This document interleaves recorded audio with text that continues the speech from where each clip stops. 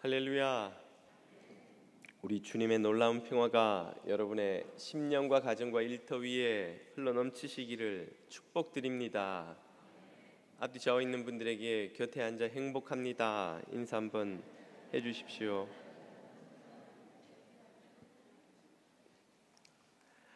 오늘 우리에게 주시는 하나님의 말씀은 창세기 45장 1절에서 8절까지의 말씀입니다.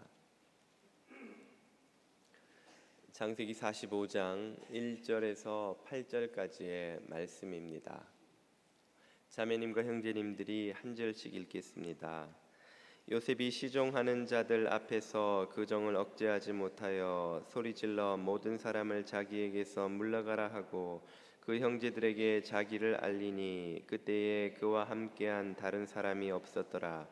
요셉이 큰 소리로 우니 애굽 사람에게 들리매 바로의 궁중에 들리더라. 요셉이 그 형들에게 이르되 나는 요셉이라. 내 아버지께서 아직 살아계시니까 형들이 그 앞에서 놀라서 대답하지 못하더라. 요셉이 형들에게 이르되 내게로 가까이 오소서. 그들이 가까이 가니 이르되 나는 당신들의 아우 요셉이니 당신들이 애굽에 판 자라. 당신들이 나를 이곳에 팔았다고 해서 근심하지 마소서. 한탄하지 마소서. 하나님이 생명을 구원하시려고 나를 당신들보다 먼저 보내셨나이다. 이 땅에 2년 동안 흉년이 들었으니 아직 5년은 밭 갈지도 못하고 추수도 못할지라. 하나님이 큰 구원으로 당신들의 생명을 보존하고 당신들의 후손을 세상에 두시려고 나를 당신들보다 먼저 보내셨나니 그런즉 나를 이리로 보낸 이는 당신들이 아니요 하나님이시라. 하나님이 나를 바로에게 아버지로 삼으시고 그 온 집의 주로 삼으시며 애굽의 온 땅의 통치자로 삼으셨나이다. 아멘. 지난 4월에 우리는 문재인 대통령과 김정은 위원장의 역사적인 남북 정상회담을 지켜보았습니다. 그 직후에 제가 설교를 하면서 우리 남한 사람들이 북한의 김정은 정권에게 갖고 있는 오래된 그 원한을 내려놓지 않으면 참된 화해가 어렵다, 그렇게 말씀을 드렸었는데요. 그 예배를 마치고 교우들이 나가시면서 저와 인사를 하는 중에 한 분이 저에게 그렇게 물으시는 겁니다. 목사님, 하지만 김정은은 회개하지 않지 않았습니까?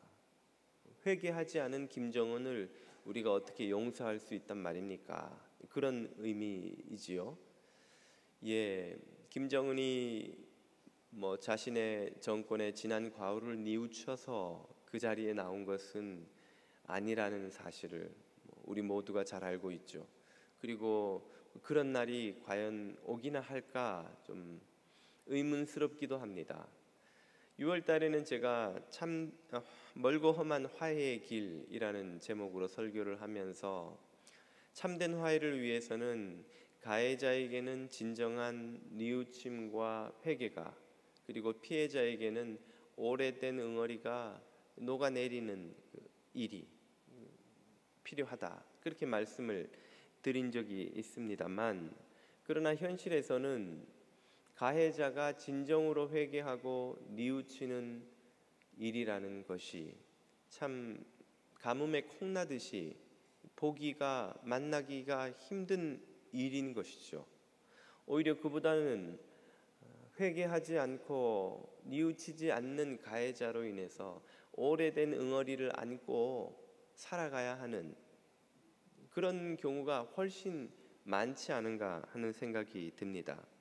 그렇다면 그렇게 가해자가 뉘우치고 회개하는 일이 없다면 우리는 우리 안에 있는 응어리도 풀지 못하고 진정한 용서도 베풀지 못하고 그런 채로 그냥 응어리를 안고 살아만 가야 하는 것인가 하는 질문을 맞닥뜨릴 수 있습니다. 실제로 우리들이 많은 경우 겪는 일이 아니던가요? 우리에게 상처를 주고 고통을 주고 혹은 우리를 배신한 사람들이 우리를 찾아와 사과하는 것 경험해 보신 적 있습니까? 열에 하나도 잘 없으리라 생각되는데, 그러면 우리 대부분은 그 응어리와 한과 미움을 그냥 안고 살아가야만 하는 것인가요? 이 문제를 이해하기 위해서는 용서의 다른 차원을 좀 먼저 이해할 필요가 있습니다. 용서에는 사회적 차원의 용서와 개인적 차원의 용서가 있다고 말씀드릴 수 있습니다. 사회적 용서란 공동체 안에서 문제를 일으키고 죄를 저지른 악을 행한 사람들이 그것에 대한 대가를 면제받는 것이라고 할 수 있다면, 개인적 용서란 우리 개개인이 우리에게 고통을 준 가해자에게, 원수에게 품었던 그 미움의 마음을 내려놓고 그를 긍휼히 여기기로, 또 그를 축복하고 기도하기로 결단하는 것이라고 설명을 드릴 수 있겠습니다. 이 중에서 사회적 용서는 참된 회개가 없이는 어렵다는 것을 성경 여러 곳이 설명해 주죠. 예수님도 교회 안에서 문제를 일으킨 사람을 여러 방식을 통해서 권면하도록 하고, 그가 끝까지 듣지 않거든 이방인처럼 여기라 하는 마태복음 18장에 그런 가르침을 주셨고, 그 외에도 여러 곳에서 용서를 구하거든 잘못을 인정하고 용서를 구하거든 용서하라, 7번이라도 용서하라 하는 말씀을 하셔서 회개가 용서의 대전제라는 사실을 강조하십니다. 이것은 실제 우리가 살아가는 삶의 현장에서도 금방 확인할 수 있는 원리인데요. 회개하지 않는 살인자의 처벌을 면제하고 풀어주는 것은 또 다른 살인의 피해자를 양산하는 결과일 뿐인 것이죠. 그에 비해서 개인적 용서는, 오늘은 우리가 이 개인적 용서에 초점을 맞추어 보고자 하는데요, 회개가 없이도 가능하다는 것이 예수님의 가르침입니다. 예수님께서 원수를 사랑하고 너를 핍박하는 자를 위해 기도하라고 명하셨을 때 그 요구는 그 가해자의 회개를 전제로 하지 않지요. 그가 회개했기 때문에 사랑하고 기도하라는 것이 아니라, 회개하지 않고 뉘우치지 않음에도 불구하고 그를 긍휼히 여기고 사랑하고 기도하라고 가르치신 것이고, 실제로 예수님도 십자가에 매어 달리실 때 당신을 못 박는 로마의 군인들과 그 종교 지도자들을 향해 그들이 전혀 회개하지 않는데도 그들의 용서를 위해 기도하시죠. 또 그 가르침에 순종한 스데반도 자신을 돌로 치는 사람들을 위해서 그들이 전혀 회개하지 않는데도 그들의 죄 용서를 구하며 기도하고 죽어갔지요. 이처럼 개인적인 용서란 가해자의 회개 없이도 가능하다는 것이 성경의 가르침인데, 오늘 우리가 집중해서 살펴보고자 하는 것은 그것이 말처럼 그렇게 되는 일이냐 하는 것입니다. 성경 말씀은 우리가 그렇게 해야 한다고 하시고 또 그런 사람들을 우리에게 보여줍니다마는, 현실에서 그게 가능하냐는 것이죠.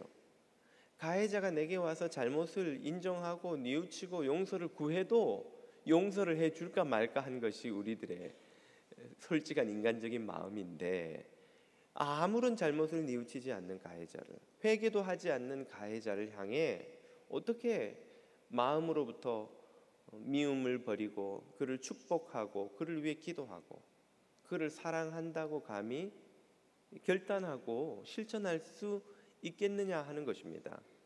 그것이 가능하기나 한 일인가? 그 답을 오늘 우리는 이 본문에서 발견하는 것이죠. 그 비밀이 있다면, 그렇게 할 수 있는 비밀이 있다면 무엇일까요? 그것은 바로 보이는 원수의 악행 뒤에서 일하시는 보이지 않는 선하신 하나님에 대한 믿음 때문이라고 할 수 있습니다. 오늘 우리가 읽은 창세기 45장 전반부는 요셉이 그 형들과 극적인 화해를 하는 장면이지요. 요셉이 이제 자신의 정체를 밝히고 그가 지금까지 내내 누구에게 집중해 왔는지를 본문에서 살핍니다. 고백하지요. 4번이나 반복해서 그는 이 모든 일이 누구에 의해서 이루어진 것이라고 고백합니까? 본문을 한번 보시죠. 5절입니다. 당신들이 나를 이곳에 팔았으므로 근심하지 마소서. 복수를 당할까 봐, 그 말이죠.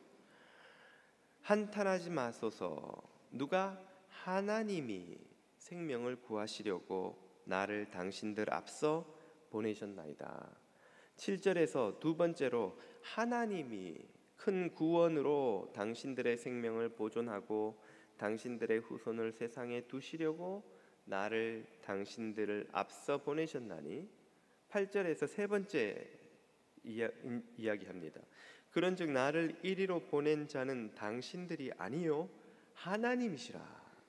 네 번째입니다. 하나님이 나로 바로의 아비를 삼으시며 온 집의 주를 삼으시며 애굽 온 땅의 치리자를 삼으셨나이다. 지금 요셉은 자신이 이집트로 팔려와 겪은 이 모든 일의 주체가, 그 주도자가 누구시라고 말합니까? 하나님이라고 고백하는 거예요. 형들이 팔았는데 형들이 그를 이집트로 보낸 게 아니라 하나님이 보내셨다는 거예요. 형들의 악행 뒤에서 보이지 않게 일하신 선하신 하나님의 일하심, 전능한 하나님의 섭리가 자기를 여기까지 데리고 왔고 자기를 이집트의 총리로 만들었고, 이 자기 앞에 그 형들이 와서 절하게 되는 이 모든 상황들을 만드셨다는 겁니다. 하나님이 연출하셨기 때문에, 하나님의 섭리로 된 것이기 때문에 자신을 팔아버린 그 형들을 요셉은 원망하지 않고 저주하지 않고 복수하지 않겠다는 거예요. 형들을 이미 용서했다는 사실을 고백하는 것입니다. 그러므로 걱정하지 말라 하는 거예요. 두려워하지 말라 하는 거예요. 바로 이 믿음이야말로 원수를 용서할 수 있게 만들어주는 참된 성도의 능력입니다. 악인의 악행 뒤에서 일하시는 선하신 하나님의 역사, 이것을 믿을 수 있느냐 없느냐가 우리가 원수를, 심지어 그가 회개하지 않은 원수라 할지라도 용서할 수 있느냐 없느냐를 결정하는 비밀이라는 것이죠. 여기에 대해서 반문할 수도 있습니다. 요셉이 그렇게 형들을 용서했던 것은 형들이 회개했기 때문이 아닙니까?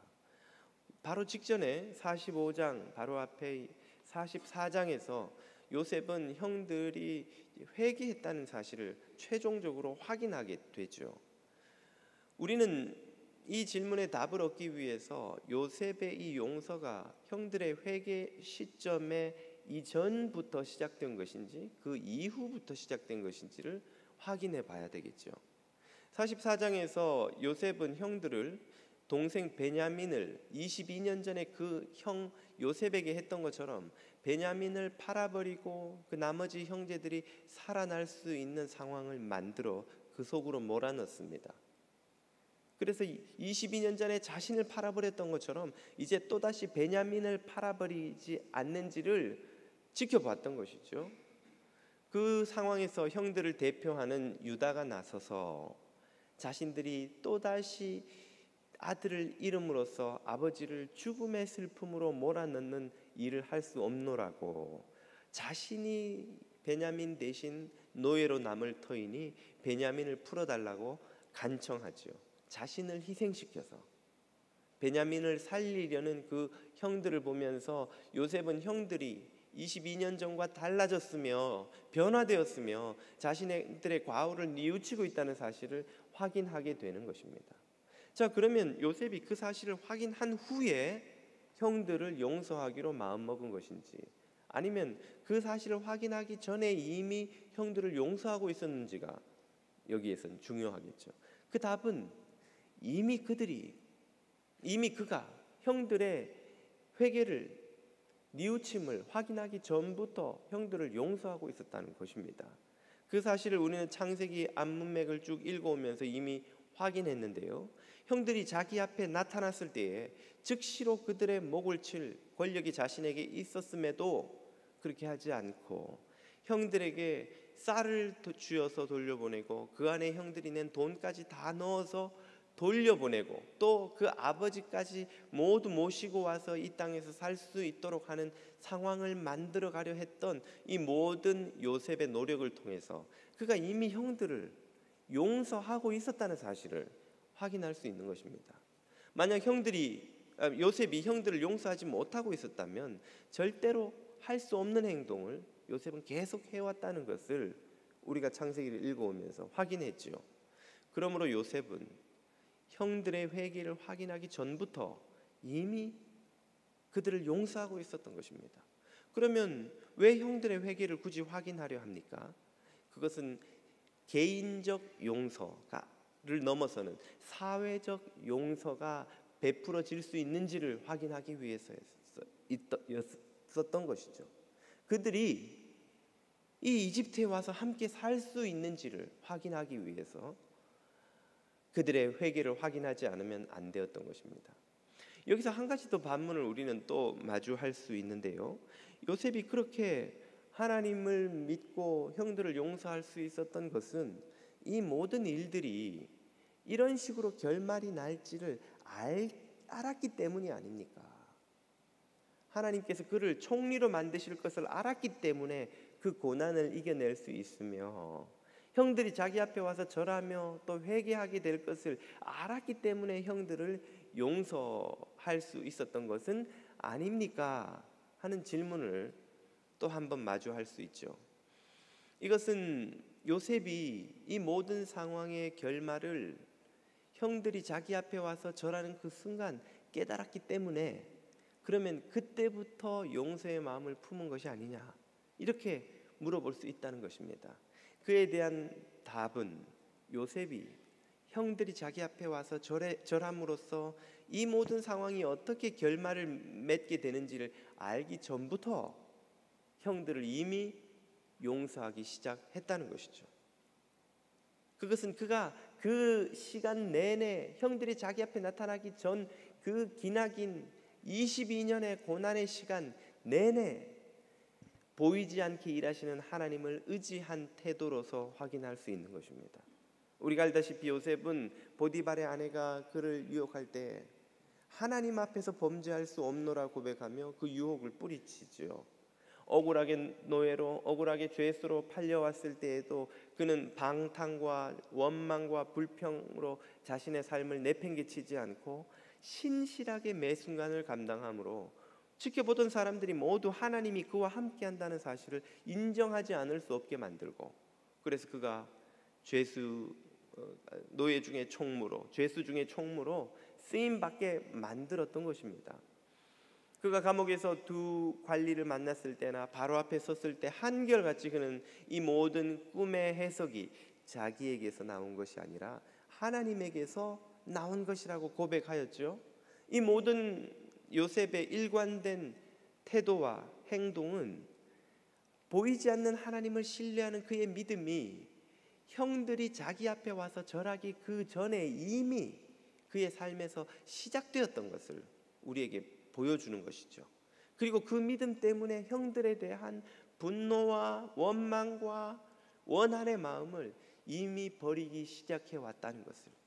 그래서 형들이 자기 앞에 와서 절하는 순간에 그 시점에는 이미 형들에 대한 모든 원망이 거의 다 처리되고야 말았다는 사실을 우리에게 보여주는 것입니다.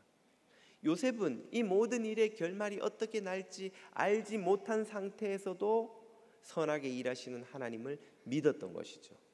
그리고 이 믿음이야말로 우리로 하여금 고난을 이기고 원한을 버리도록 만들어주는 비밀인 것입니다. 하나님은 우리에게 일의 결말이 어떻게 될지를 알려주지 않으십니다.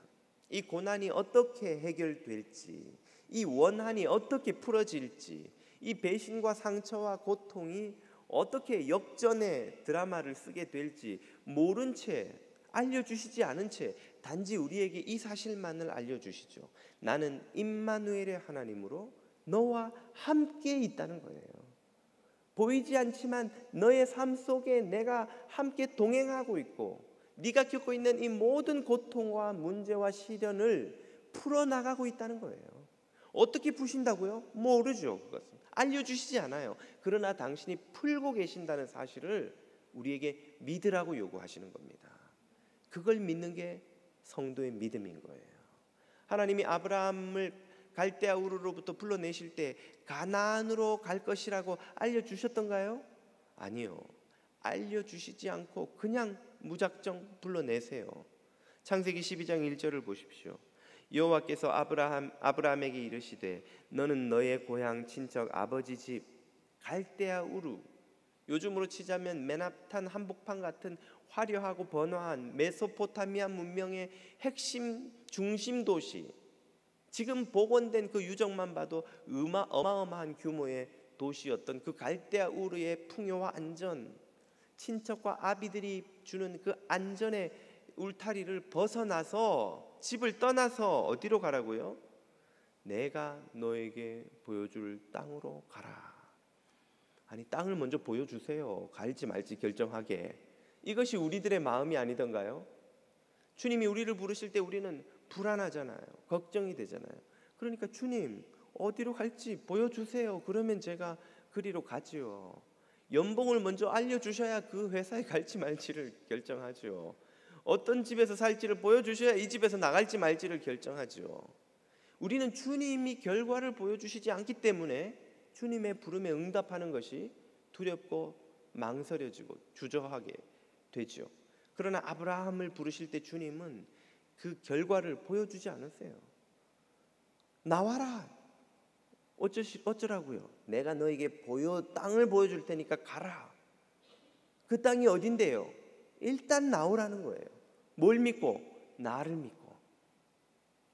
아브라함이 어떻게 반응합니까? 히브리서 11장 8절을 보십시오. 믿음으로 아브라함은 부르심을 받았을 때에 순종하여 장래의 유업으로 받을 땅에 나아갈새 갈 바를 알지 못하고, 거기 들어갈 곳이 가나안인지 이집트인지 수리아인지 투르크 땅인지 어딘지도 모른 채 그냥 나아갔다는 거예요. 뭘 믿고? 하나님만 믿고. 결말도 모른 채, 목적지도 모른 채, 어떤 답이 나올지도 모른 채 나섰다는 거예요. 하나님이 답이고 하나님이 결말이고 하나님이 해결책이었던 것이죠. 우리는 내 고난이 요셉처럼 쓰인다면 요셉처럼 이겨내기 쉽겠습니다. 요셉처럼 이렇게 극적인 결과를 맞이할 거라면 까짓것 원수도 제가 용서하지요. 그걸 알려주셔야 용서를 하든 말든, 알려주셔야 고난을 견디든 말든 할 것 아닙니까? 하나님은 알려주시지 않는다는 것입니다. 하나님은 결말을 알려주시지 않지만 당신을 믿고 나서라는 거예요. 당신을 믿고 고난을 견디라는 거예요. 당신을 믿고 원수를 용서하라는 거예요. 하나님 당신이 결말이요, 하나님 당신이 해결책이요, 하나님 그 자신이 답이라는 사실입니다. 바로 이것이 오늘 성도들에게 요구되는 믿음이요, 고난을 이기는 믿음이요, 그리고 원수마저도, 심지어 회개하지도 뉘우치지도 않는 원수마저도 용서하는 기적을 일으키는 믿음이라는 사실, 여러분 깨달으실 수 있기를 바랍니다. 그리고 이 믿음이 여러분 안에 있기를 축복드립니다. 6.25 사변이 일어난 직후 함경도에서 피난 온 찢어지게 가난한 가정에서 태어난 조명환이라는 아이가 있었습니다.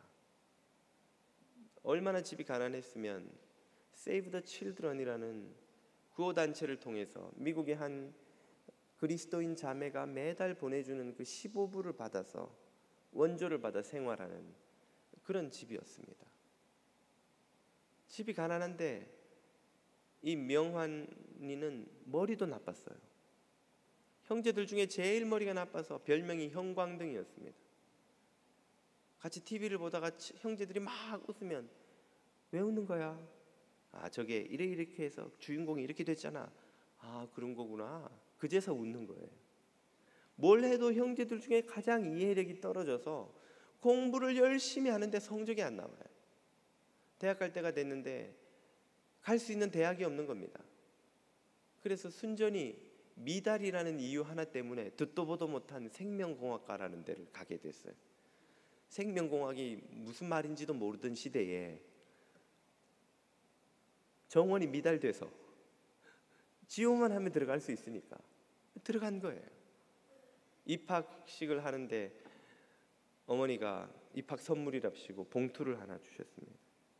봉투를 열어보니까 편지지에 역대하 16장 9절 말씀이 적혀 있는 거예요. 명환아, 내가 너한테 줄 거는 없고 이 하나님의 말씀을 주고 싶구나. 나도 알고 너도 알다시피 네 꿈인 교수가 되는 것은 네 머리로 불가능하단다. 혹시 가능성이 있다면 하나님이 너를 긍휼히 여겨주셔서 도와주시는 건데, 네가 교수가 될 수 있는 길은 죽어라고 하나님을 의지하는 수밖에 없다. 이 말씀을 매일매일 읽으면서 하나님을 의지하거라. 그럼 혹시 하나님이 너를 교수 만들어 주실지도 모르겠다. 입학식 날 어머니가 축복인지 저주인지 모를 이 말씀을 들려주셔서 정말 이 조명한 학생은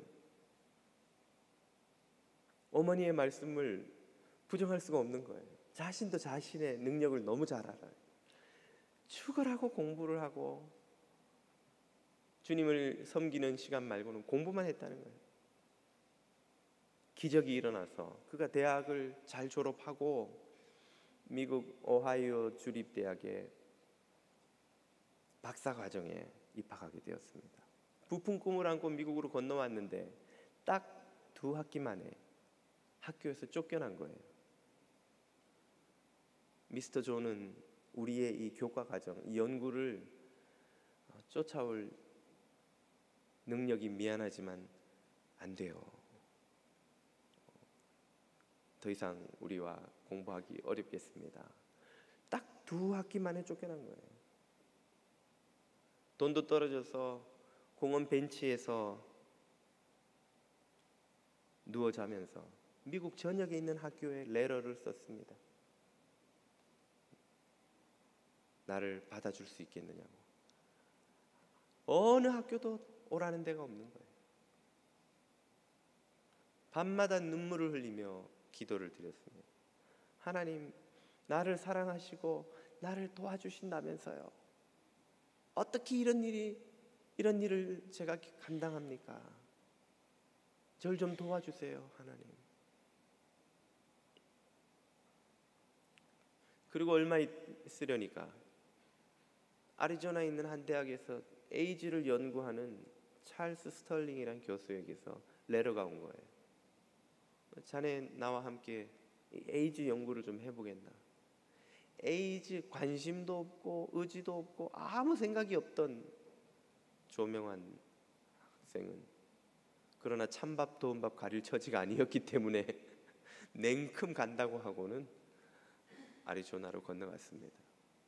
그 교수 밑에서 에이즈 연구를, 생전 관심도 없던 에이즈 연구를 시작했는데 이상하게 그 학교 교수들이 자기를 여기저기 자꾸 부르는 거예요.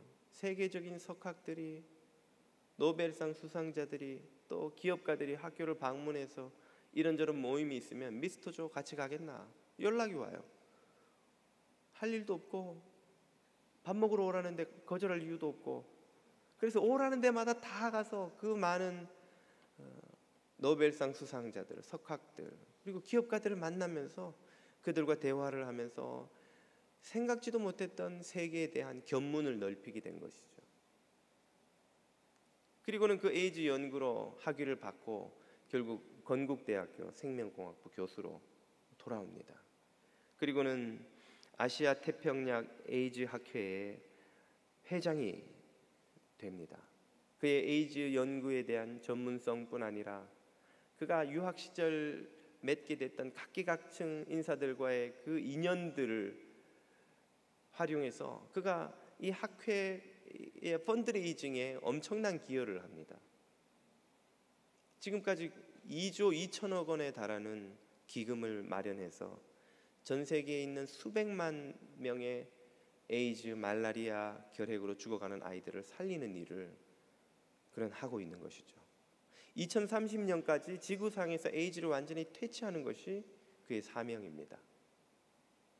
그는 자신을 꼴찌 박사라고 부르는데요, 형제들 중에서도 꼴찌였고, 학교에 가면 반에서도 꼴찌였고, 대학에서도 꼴찌였고, 심지어 박사 과정에서도 다 자기보다 못한 사람이 아무도 없었다는 거예요.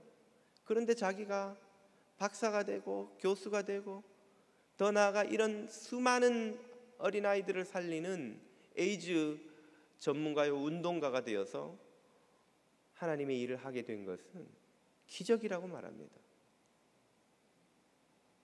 그가 오하이오 주의 공원 벤치에서 눈물을 흘리며 기도할 때 자신을 쫓아낸 교수가 너무너무 밉고, 자신을 받아주지 않는 학교들이 너무 원망스럽고, 자신이 겪게 된 그 어려움이 정말 감당하기 힘들었다는 것이죠.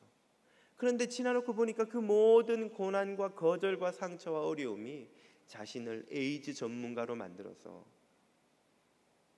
수백만의 아이들을 살리고자 하는 이 거룩한 하나님의 계획에 사용하시기 위함 때문이었다는 것을 깨닫게 된 것입니다. 그 모든 일을 행하시는 분이 하나님이시라는 것을 그는 인정하고 고백하며 영광을 돌리는 것이죠. 우리가 고난만 보고 절망하고 원수만 보고 미워할 때, 요셉과 아브라함과 꼴찌 박사 조명환은 그 뒤에서 보이지 않게 일하시는 선하신 하나님과 전능한 하나님의 역사를 보았던 것입니다. 그 하나님을 보았기에 소망을 품고 고난을 이기며 원수마저도 용서하는 기적을 경험했던 것이지요. 오늘 저와 여러분은 누구를 보고 있는지요? 눈에 보이는 원수만 보고, 눈에 보이는 고난만 보고 있습니까? 아니면 그 뒤에서 보이지 않게 일하시는 하나님을 보고 계시나요? 저와 여러분이 하나님을 바라보고 승리하는 믿음의 자녀들 되실 수 있기를 축복드립니다. 기도드리겠습니다.